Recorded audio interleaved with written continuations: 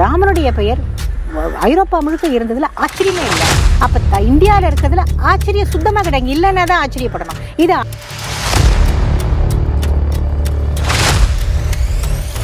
நீங்க ஏன் இதை கேட்குறீங்க? பைபிள் எடுங்க. பைபிளில் வந்து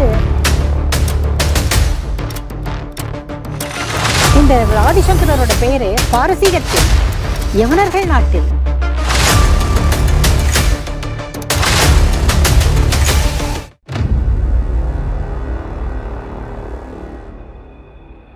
இப்போ நீங்கள் சொல்கிறீங்க ராமாயணை பற்றி இவ்வளோ தூரம் சொல்கிறீங்க. நம்ம நாட்டில் எங்கே போனாலுமே ராமருடைய பேர் இருக்கும். அது ராமசாமி, ராமையா, இல்லை ராம் மனோகர் ஜோஷி, ஏதாச்சும் ஒரு பேரில் ராமர் கலந்துருப்பார். இந்த ராமர் கிருஷ்ணர்ன்றது ஒரு இந்தியா முழுக்க கனெக்ஷன்ன்றது. இது எப்படி சாத்தியமாச்சு? அவங்க இந்தியா முழுக்க போனதாலா, அல்லது அவங்களுடைய பிரச்சனைங்க இந்தியாவே எல்லா மக்களுமே அப்போ உள்ள நீங்கள் சொன்ன மாதிரி ராம் இமாலயான்ஸ், சேது இமாலயான்னு சொல்லியிருந்தீங்க. இந்த நாட்டு அந்த சேது இமாலயா மக்கள் அனைவருமே அவங்க பிரச்சனையை தன் பிரச்சனையாக பார்த்ததாலையா, எப்படி இவங்க இந்தியா முழுக்க ஒரு கனெக்ஷன் ஏற்படுத்தியிருக்காங்க? நீங்கள் ஏன் இதை கேட்குறீங்க? பைபிள் எடுங்க. பைபிளில் வந்து ராம், RAM, ராம் அப்படின்னு போட்டு சர்ச் போடுங்க. அவ்வளோ இடப்பெயர்கள் வரும், திருப்பி திருப்பி வரும். ராம, ரமத், ராமஹ அப்படின்னா அன்றைக்கு இஸ்ரேலில் ஜெருசலத்தில் இடப்பெயர்கள் இருந்திருக்கின்றன. ஆச்சரியப்பட்டு போவீங்க. பழைய பழைய ஏற்பாடெல்லாம் பார்த்தீங்கன்னா ராம என்ற அந்த நாட்டில் இருந்த இவன் இந்த மாதிரி செய்தான். அங்கே எப்படிங்க அங்கே ராமன் வந்தது? ரமதான், ரமதான்ன்றது இவங்க வந்து நோன்பு இருக்கும் மாதம். அந்த ரமதான்ன்றது 9வது மாதம். மார்கழி 9வது மாதம். மார்கழி நமக்கு நோன்பு இருக்கும் மாதம். அது ஏன் ரமத் என்ற வார்த்தையிலேருந்து வந்ததுன்னு ஒரு ஆராய்ச்சியாளர் சொன்னார். அப்போ ரமத் அப்படின்னா குளுமைன்னு அர்த்தம்னார். அதாவது அரமத் அப்படின்னா உஷ்ணம், அதனால் ரமத்துன்னா குளுமை அப்படின்னு சொன்னார். ராமன் சந்திரனை போன்ற குளிர்ந்தவன்.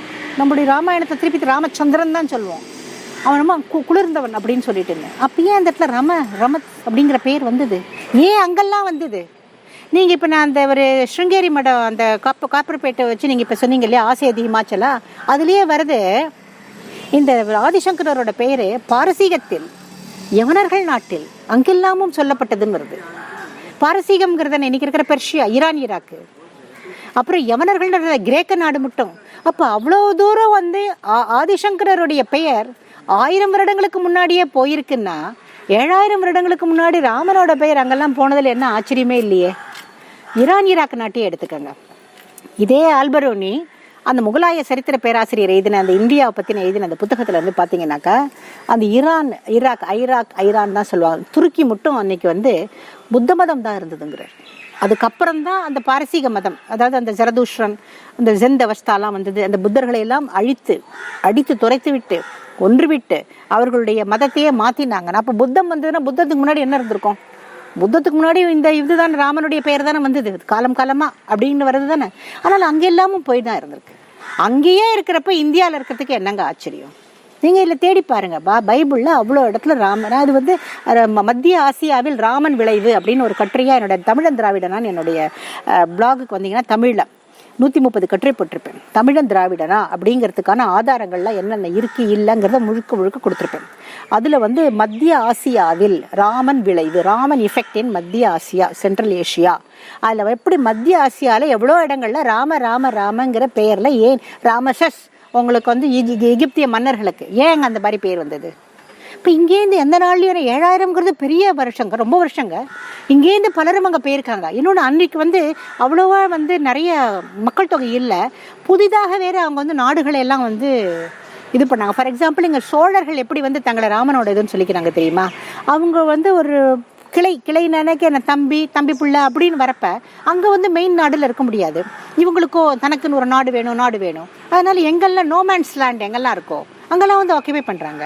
அந்த மாதிரி தான் பூம்புகாரில் சோழமரபன் வந்தான்னு தான் உங்களுக்கு திருவாலங்காடு செப்பேடுன்னு சொல்கிறது, வீரராஜேந்திரனுடைய கல்வெட்டும் சொல்கிறது. ஸோ அந்த மாதிரி இவங்க தென்னாட்டில் வந்து உட்காந்து சோழ ராஜ்யத்தை அவங்க இது பண்ணுறாங்க. மரபணுப்படியே நம்மளுக்கு கனெக்ஷன் இருக்குது. R1A1 இங்கேயே இருக்குது. நம்மளுடைய கும்பகோணம் பகுதி, தஞ்சாவூர் பகுதியிலையும் R1A1 உங்களுக்கு மரபணும் இருக்குது. நம்முடைய வடநாட்டில் இருக்குது. உக்ரைன் மட்டும் இருக்குது. உக்ரைன்லேயும் முன்குடுமி வச்சுப்பாங்க. சோழியன் குடுமி, முன்குடுமி. அங்கே ஹரப்பாலி முன்குடுமியோட ஒரு பொம்மை இருக்குது, ஹரப்பா மொஹஞ்சதாரோலையும். அப்படின்னா எவ்வளோ தூரம் அன்றைக்கு வந்து ஐரோப்பா ஆசியா ரெண்டுமே கலந்து இங்கே வந்து 2 இடத்துலையும் போயிட்டு வந்துட்டு தாங்க இருந்தாங்க. ஆனால் அங்கேயே போயிருக்கிறப்ப ஆதிசங்கரர் காலத்திலேயே பாரசீகத்திலும் உங்களுக்கு யவன நாடுலையும் வந்து உங்களுக்கு இந்த இது இருக்குங்கிறப்ப, ஆதிசங்கரருடைய பெயர் 1000 வருடங்களுக்கு முன்னாடியே போற்றப்பட்டதுங்கிறப்ப ராமனுடைய பெயர் ஐரோப்பா முழுக்க இருந்ததுல ஆச்சரியமே இல்லை. அப்ப இந்தியாவில் இருக்கிறதுல ஆச்சரியம் சுத்தமாக கிடையாது. இல்லைன்னா தான் ஆச்சரியப்படணும். இதை அழிக்கணும்னு முடிஞ்சா கூட முடியவே முடியாது. ஏன்னா அது வேரூன்றிய ஒரு விஷயம். காலம் காலமாக மறுபடியும் அது வரும். இந்த ராமர் சேர்த்த விஷயம் 10 வருஷம் முன்னாடியே முடிஞ்சிருச்சுன்னு நாங்கள் நினச்சோம். அவ்வளோ பேசி முடிச்சாச்சுன்னு. இப்போ மறுபடியும் எழுப்புவாங்க. ஏன்னா எப்போவுமே நான் சொல்கிறேன் இல்லைங்களா, 3 பங்கு அதர்மம் இருக்கிறது, 1 பங்கு தர்மம் கலியுகத்தில். ஸோ அதர்மம் வந்து தலை தூக்கி கொண்டிருக்கும். ஒவ்வொரு முறையும் அதர்மம் தலை தூக்குறப்ப நம்ம தலையை தூக்கி நம்ம தட்டுவோம். அதுதான் இப்போ நடந்துட்டுருக்கு. மீடியாவும் அதனுடைய ஒரு அதில் வந்து நீங்கள் ஒரு உங்களுடைய செயலாக்கமும் அதில் இருக்குது.